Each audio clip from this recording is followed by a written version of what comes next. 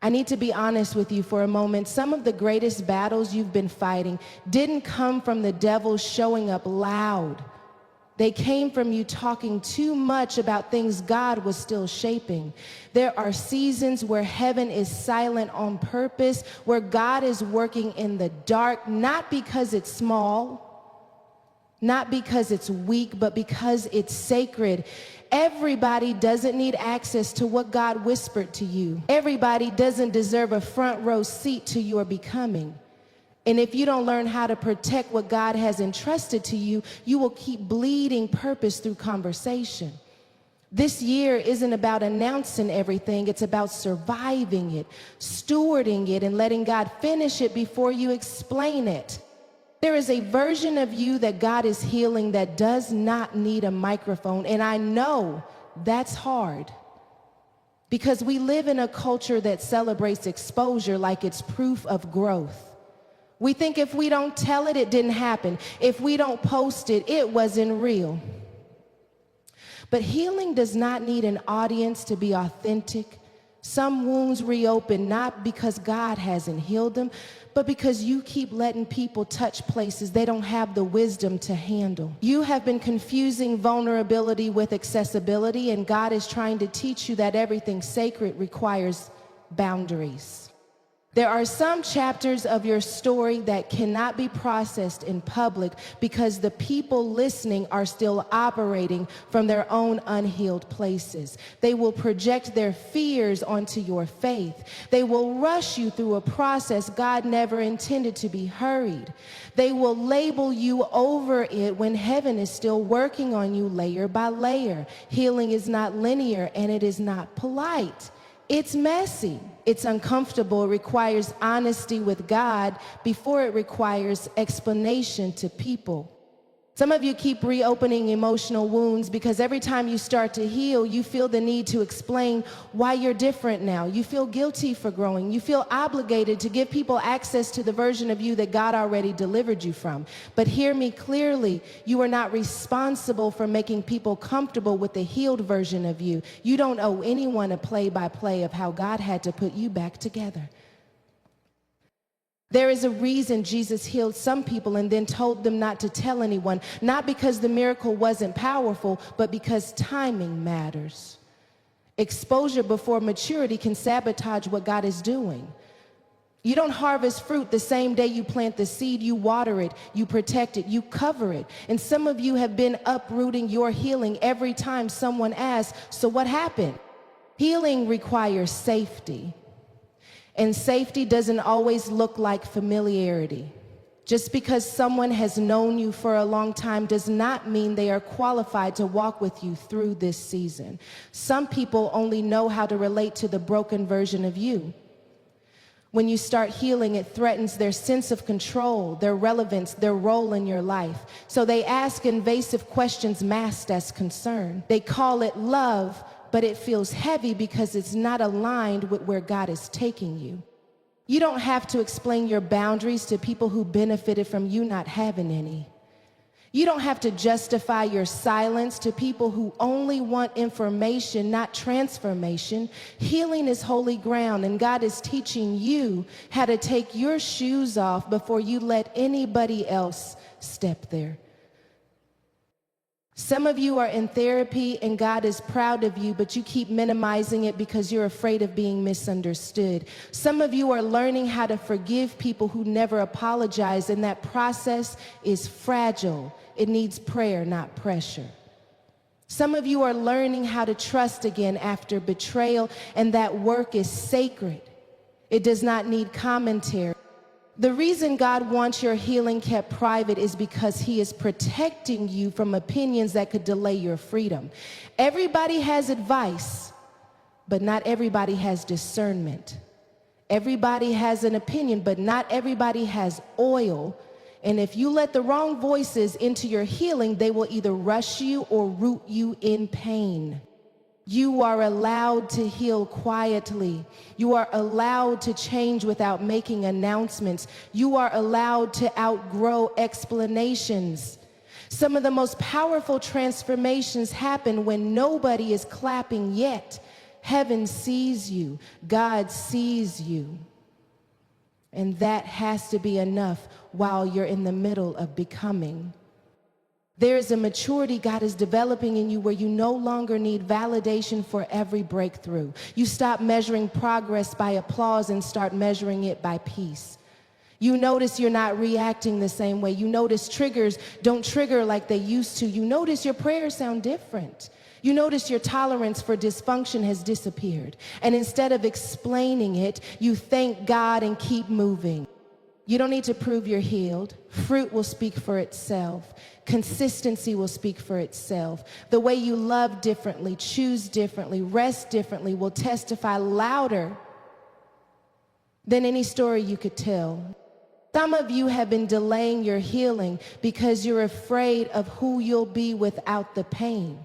You've built identity around survival. You've built relationships around shared trauma. And God is saying if you keep broadcasting your healing before it's rooted, you will keep returning to the pain because it's familiar. Healing changes your appetite. It changes your tolerance. It changes your language. And not everybody will recognize you once you stop bleeding in front of them. Some people only felt connected to you through your pain. When you stop performing your wounds, they feel disconnected. That is not your responsibility to fix. God is not asking you to be secretive. He's asking you to be wise. There is a difference. Wisdom knows when to speak and when to be silent. Wisdom knows that some things are processed on your knees before they are processed in conversation. Wisdom knows that healing is not entertainment. You don't have to rush to tell people you're okay. You don't have to rush to explain why you needed space. You don't have to rush to make sense of it for anyone else. God is doing a deep work in you, and deep work takes time, privacy, and protection. The version of you that emerges healed will not need to convince anyone. It will carry authority. It will carry peace. It will carry clarity. And the people who are meant to walk with you will adjust without needing an explanation. The ones who demand access to your healing are revealing that they don't respect the sacredness of what God is doing in you. God is teaching you how to guard your heart without hardening it, how to be open without being exposed, how to love without bleeding, how to heal without performing, how to trust Him enough to stay quiet while He finishes what He started. There's a reason God has been quiet about your next move, and it's not because He changed His mind. It's because timing is a form of protection. You've been anxious because you want clarity, but God has been intentional because He wants obedience. And obedience doesn't always come with a full explanation. Sometimes it comes with a whisper. Sometimes it comes with a nudge. Sometimes it comes with a restlessness you can't explain, but can't ignore either. Your next move is not meant to be crowdsourced. It's not a poll. It's not a group chat discussion. It's not something you announce while you're still undecided. Some of you have been sabotaging your future because you keep inviting too many voices into a decision God only intended to discuss with you. You call it accountability, but it's really fear disguised as consultation. You're afraid to move unless everyone agrees, but agreement is not the same as alignment. There are people who love you but are not anointed to advise you for this season. They are speaking from who you used to be, not who God is calling you to become.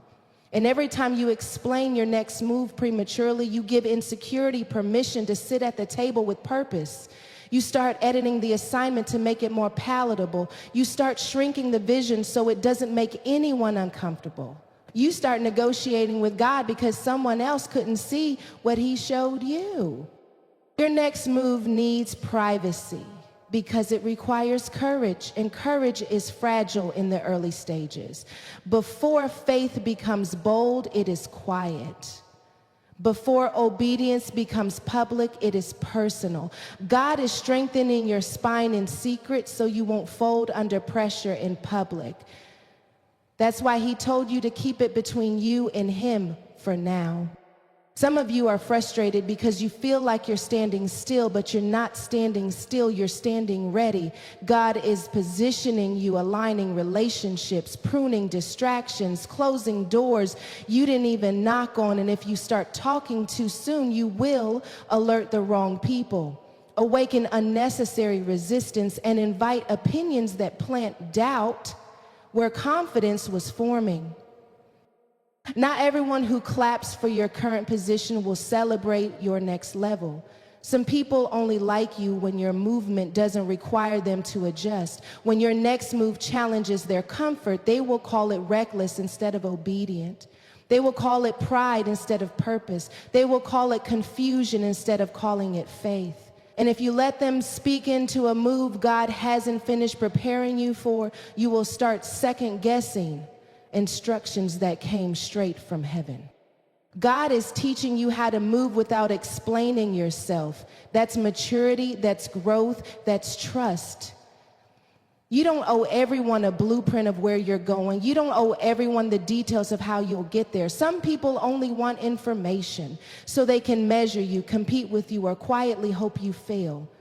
Privacy is not fear, it's wisdom. Your next move requires faith, and faith does not thrive in environments saturated with skepticism.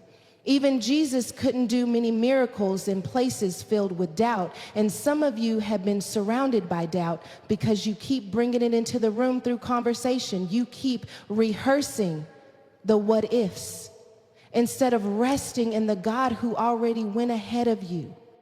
There are seasons where God will tell you exactly what to do and seasons where he will only tell you enough for the next step. And if you're the kind of person who needs the whole staircase before you move, this season will stretch you. Because God is saying, trust me with the step you're on. Don't rush to explain it. Don't rush to justify it. Walk it out. Some of you are afraid that if you don't talk about your next move, people will think you're stuck. Let them. Being misunderstood is sometimes the price of obedience. You are not obligated to perform productivity for people who are not assigned to your destiny. You don't have to announce growth for it to be real. Your next move is delicate because it's connected to your identity. It will require you to leave rooms where you were once celebrated. It will require you to disappoint people who benefited from your consistency in roles God never intended to be permanent. And if you start talking about it too soon, guilt will try to pull you back into assignments that have expired. God is asking you to be still long enough to hear him clearly. Not the noise, not the commentary, not the opinions, him. There are instructions that only come in silence. There is clarity that only comes when you stop narrating your life. Some of you are trying to convince people of your next move because you're not fully convinced yourself yet. And God is saying, don't seek confirmation from people when you need conviction from me. Sit with it, pray about it, wrestle with it, let it mature. Because once you speak it, you'll feel pressure to perform it before you're ready. Your next move will require resources you don't currently have, and that's okay. God is not intimidated by lack. He's attracted to faith. But if you start explaining your next move to people who only respect logic, they will talk you out of steps that require trust. They will ask you for numbers, timelines, guarantees, and God is saying all you need is obedience.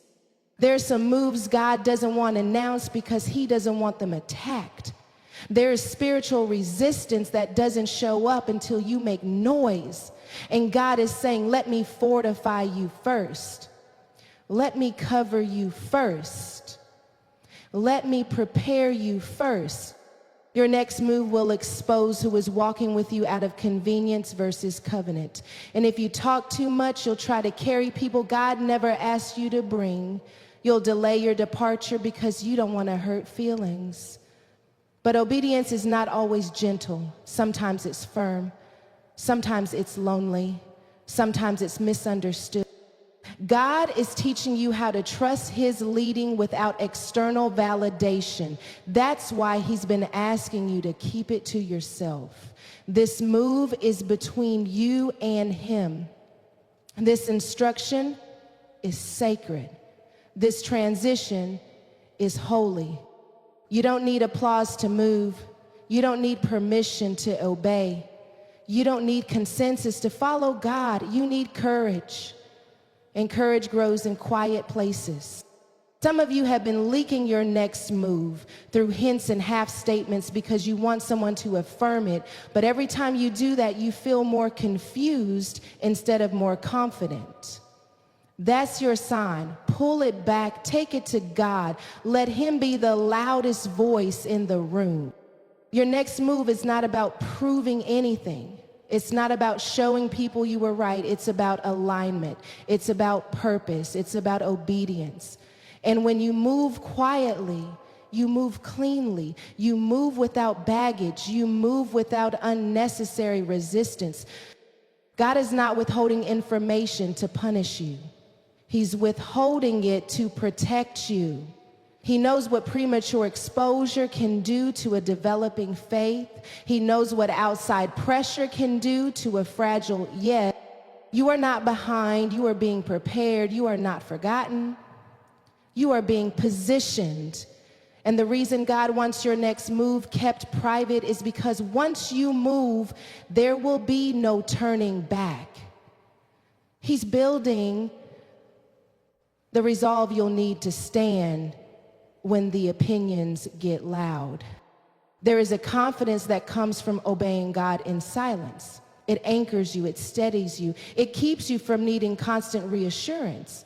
And when you finally move, you won't need to explain it because the fruit will speak louder than the announcement. Some of you are about to make a move that will redefine your life, and God is saying, don't let fear make you loud. Don't let insecurity make you explain. Don't let impatience make you announce before I've finished preparing you. Because this move is sacred, this step is holy, and this season is shaping you into someone who can carry what you've been praying for. Someone who can stand when the ground shifts. Someone who can obey even when the path is quiet. Someone who can trust me enough to move without a microphone. Someone who understands that not everything God is doing needs to be shared before it is solid, rooted, and ready to stand on its own. Someone who knows that silence is not stagnation. It is strategy. It is strength. It is surrender. It is faith in motion. It is obedience forming beneath the surface. It is God working ahead of you, around you, and within you as you take one faithful step at a time, even when no one else knows what you're doing or where you're going, even when the room is quiet, even when the affirmation is absent, even when the only voice you hear clearly is his, calling you forward, guiding your steps, reminding you that your next move belongs to him before it ever belongs to anyone else, and that learning how to trust him here will determine how you carry what's waiting for you there. Because this is not just about where you're going. It's about who you're becoming as you move, quietly, faithfully, obediently, trusting that the same God who told you to wait is the same God who will tell you when to step. And when he does, you'll be ready, grounded, confident, and unshaken, moving not because you explained it, but because you believed it, because you trusted him enough to follow without needing to be seen, without needing to be heard, without needing to be understood, knowing that obedience whispered in secret will always be sustained in public. And that the strength you're building right now will carry you through what's coming next, even if all you have for now is a word, a nudge, a sense of direction, and the quiet assurance that God is with you, guiding you, and preparing you for everything this next move will require, and everything it will demand, and everything it will change as you continue walking forward, step by step. Heart open, hands surrendered, faith growing, and trust deepening, even here, even now, even before anyone else knows what God has already settled in you. as you hold it close, protect it, pray over it, and allow it to grow strong enough to stand when it finally meets the light, when it finally meets resistance, when it finally meets purpose, when it finally meets the fullness of what God has planned, and you are still becoming, still listening, still trusting, still moving, still learning how to follow him without needing to say a word, without needing to explain a thing, without needing to make sense of it for anyone else, because this move is sacred and it is forming you in ways you won't fully understand until you're standing on the other side, looking back at the quiet courage it took to obey God when no one was watching, when no one was validating, and realizing that this silence was never empty. It was full of God, full of preparation, full of purpose, full of strength, full of becoming, full of faith that was growing even when it wasn't being spoken, even when it wasn't being announced, even when it was being held close, protected and nurtured right here, right now, in this sacred space between instruction and execution, between promise and fulfillment, between where you were and where God is taking you, as you continue to walk quietly, faithfully, trusting him with your next move, even when it still feels unfinished, even when it still feels unclear, even when it still feels like you're standing in the middle of something that hasn't fully revealed itself yet, knowing that God is not done and neither are you, as you keep listening, keep trusting, keep obeying, keep moving forward, step by step, breath by breath, faith to faith, without needing to announce it, without needing to explain it, without needing to justify it, just following him still, always, into whatever comes next, while holding this moment, this instruction, this movement, quietly, prayerfully, faithfully, in your heart, where it belongs, as it continues to grow, take shape, and prepare you for what is ahead. Even now, even here, even before it makes sense, even before it is visible, even before it is understood, even before it is complete, even before it is revealed, even before it is spoken aloud, while you remain obedient, attentive, and open, trusting that God is still speaking, still guiding, still shaping, still preparing, still moving you forward, even in the silence, even in the waiting, even in the unseen, even as you take another step and another and another, still listening, still becoming, still trusting, still moving, still following him quietly, intentionally, faithfully, as this next move continues to form within you, waiting for the moment God says now, waiting for the moment God says go, waiting for the moment God says it's time. And until then, you hold it close. You keep it sacred. You keep it between you and him, letting it grow, letting it strengthen, letting it prepare you as you remain right here in this in-between space where obedience is quiet, faith is growing, and your next move is still unfolding, still forming, still becoming, just like you right now in this moment, as you continue to trust him with what comes next, even before you can see it, even before you can explain it, even before you can name it, even before it fully arrives, while you keep walking forward, holding it close, trusting God with every step, still moving, still listening, still becoming, still following, still believing, still here, still on the way, still in process, still growing, still trusting, still holding, still moving forward, even now, even here, even as the journey continues, even as the next move is still taking shape within you, waiting, protected, sacred, and held right where God wants it to be, as you remain open, attentive, and ready, still listening for his voice, still trusting his timing, still walking by faith, and still becoming everything he is calling you to be, step by step, quietly, faithfully, obediently, without needing to say anything at all, as the journey continues and the movement unfolds, and you remain right here in obedience, in trust, in faith, in motion, even now, as it continues and continues and continues, without yet reaching a final word, without yet reaching a final moment, without yet reaching a final place, as you keep walking, still trusting, still becoming, still moving, still listening, still holding it close right here, right now, in this sacred unfolding space where God is still speaking and you are still listening, and the next move is still forming, still alive, still waiting, still growing, still becoming, even now, even here, as you remain in this place. Walking forward, trusting Him still, always, with what comes next and what comes after that and what is still ahead as the journey goes on, and you keep moving quietly, faithfully, obediently, trusting God with every step as this moment continues and continues and continues without closing, without ending, without concluding, as you stay right here in motion, in faith, in trust, in obedience. Still listening, still following, still becoming, still moving forward, even now, even here, as it unfolds and unfolds and unfolds, and you remain in the middle of it, walking, trusting, believing, holding it close, letting God lead, still, always, right here, right now, in this sacred, unfinished moment, where your next move is still alive, still forming, still becoming, still protected, still held, still unfolding, still in motion, still guided by God, still yours to steward, still waiting for His timing, still unfolding, still becoming, still moving, even now, even here, as you continue forward, trusting Him without needing to say anything, without needing to explain anything, without needing to end anything, as the journey continues and you keep walking.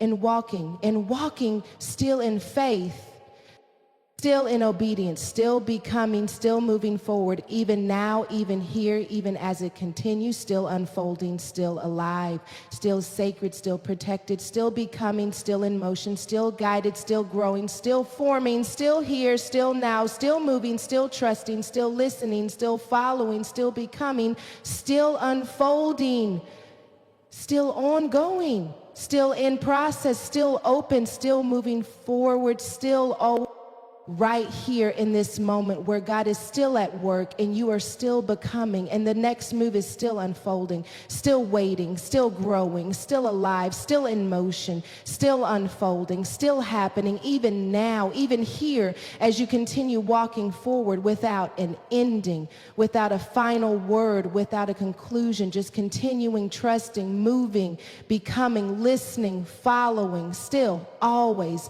into whatever comes next, as this moment remains open, unfinished, unfolding, as you continue walking, unfinished, unfolding, still open, still open, still open, and alive, just like you right now. God did not give you that vision so you could explain it to people who don't have the capacity to see it. Some of you have been frustrated because every time you open your mouth about what God showed you, the room gets quiet, or worse, skeptical. And you thought the silence meant you heard God wrong, but it didn't. It just meant you spoke to the wrong audience. Vision is fragile before it becomes fruit. It is tender before it is tangible. And God is intentional about who gets access to what He has entrusted to you. You have to understand that a God-given vision is not just an idea. It is an assignment. It is a responsibility. It carries weight, timing, and warfare. And when God places it inside of you, He is also asking you to steward it, not expose it. There are things God will show you years before He allows you to share them, because the vision has to mature in you before it can survive outside of you. Some of you keep feeling discouraged because the excitement you felt when God first showed you the vision seems to fade every time you talk about it. That's because vision leaks when it's poured into containers that can't hold it. You start strong, confident, on fire, and then one comment, one raised eyebrow, one logical question drains the faith right out of you. God is saying, stop bleeding vision through conversation. Vision is not validated by applause. It is validated by obedience. And God is not looking for you to convince people. He is looking for you to believe Him. You don't need anyone else to see it yet. You need to see it clearly enough to carry it when nobody understands it. Some visions are hidden because they are still under construction. You don't invite guests into a house with exposed wires and unfinished walls, not because the house won't be beautiful, but because it's not safe yet. And some of you have been inviting people into a vision God is still wiring, still reinforcing, still grounding. When they point out what's missing, you get offended, but God is saying, I never told you to open the door yet. There is a loneliness that comes with vision. And nobody talks about that part. Because when God shows you something ahead of time, you are living in the present with a future awareness that nobody else has. You see possibilities where others see limitations. You feel urgency where others feel comfort. And if you start talking about it too soon, you'll either be misunderstood or pressured to explain something God only intended for you to carry in prayer. God will often isolate you before he elevates you, not to punish you, but to protect the vision. Because when you're alone with him, your confidence is built on his voice, not public opinion. That's where vision becomes conviction. That's where it roots itself so deeply that doubt can uproot it later. Some of you keep asking God when, and he keeps answering, when you stop telling everyone what I showed you. Because every time you talk, you dilute the authority of the vision. You start adjusting it to sound reasonable. You start shrinking it so it doesn't sound crazy. But God-sized visions are not meant to sound reasonable. They are meant to require him. Vision attracts opposition before it attracts provision. And God is shielding you from unnecessary battles by keeping it private. There are people who don't need to fight you directly. All they need is access to your confidence. They sow doubt, comparison, and fear with casual comments, and suddenly you're questioning what God was so clear about in the secret place. You don't owe anyone clarity on what God is still revealing. Some visions come in pieces. God gives you enough to move, not enough to master it all at once. And if you start explaining it while it's still forming, you'll feel foolish when details change, when direction sharpens, when God expands it beyond what you originally understood. Silence gives God room to adjust without you feeling embarrassed. Some of you are worried that if you don't talk about the vision, it will die. But vision doesn't die in silence. It dies in doubt. It dies in disobedience. It dies when you stop nurturing it with prayer and faith. God can sustain a vision you protect. He cannot sustain one you keep handing to people who don't know how to handle it. There is also a grief that comes with vision, because once God shows you something, you can't unsee it. You see what could be, even while you're still surrounded by what is. And if you talk too much, people will try to pull you back into comfort, into normal, into staying where you are. They don't mean harm. They just don't feel what you feel.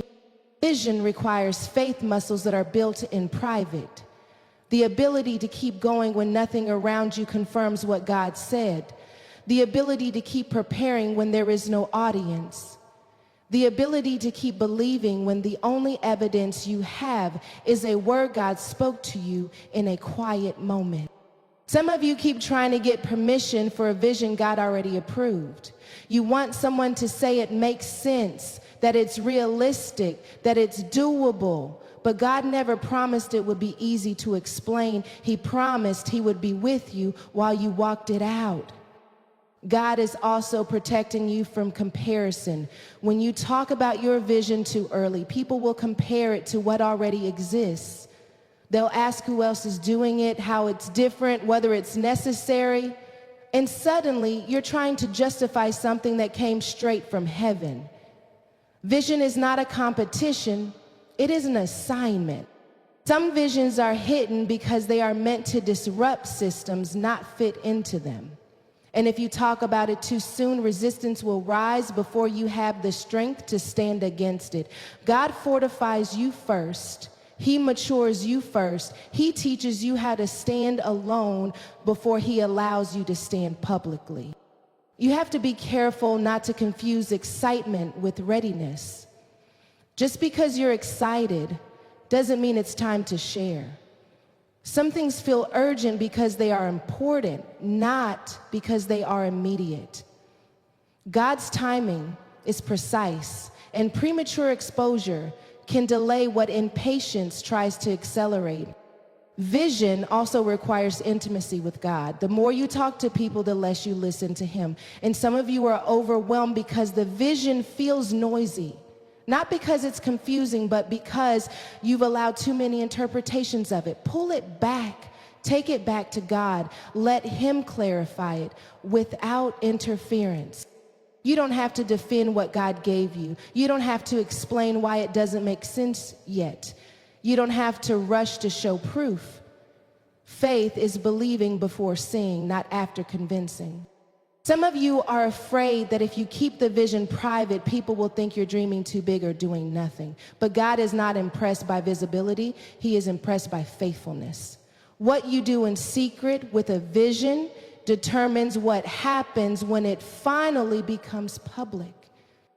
Vision matures when you work on yourself while waiting for it. God uses the delay to develop your character, your discipline, your discernment.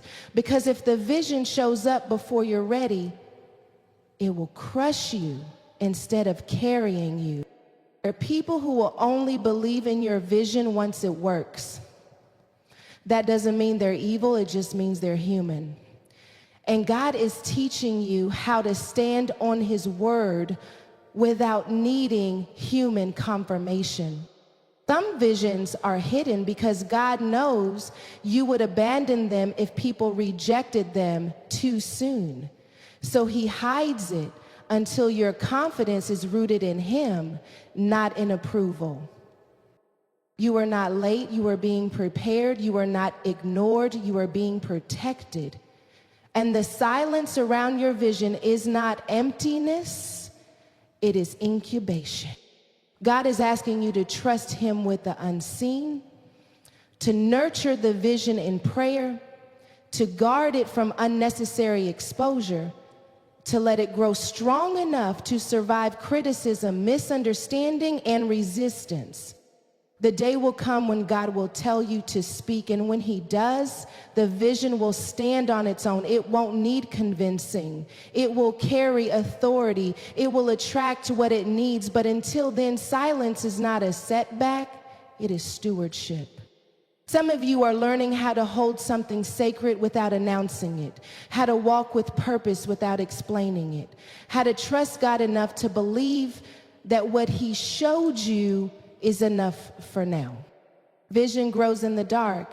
It strengthens underground. It takes root before it reaches the surface. And God is still working on it, still shaping it, still refining you alongside it, still preparing the moment when it will be revealed, still asking you to trust Him with what He placed inside of you, still inviting you to walk by faith, still calling you to protect what is holy, still reminding you that not everything He gives you is meant to be shared immediately, still shaping you to carry it well, still forming you in the